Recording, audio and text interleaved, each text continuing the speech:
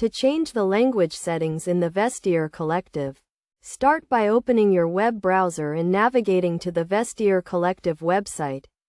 Once on the page, you'll see a search bar, the Vestiaire Collective logo, and sign in and sign up options on the right.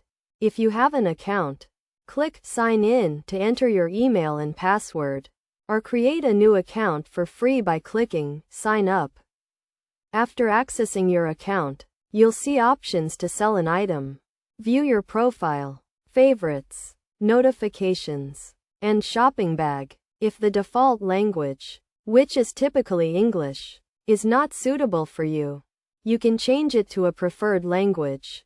To do this, scroll down to the bottom of the page, where you'll find Our Services on the left, including Buy, Sell, Help, and information about the Vestiaire Collective. Click on this section to access the Choose Your Preferences page, where you can select your country, language, and currency. Simply change the language setting to your preferred option and save your changes.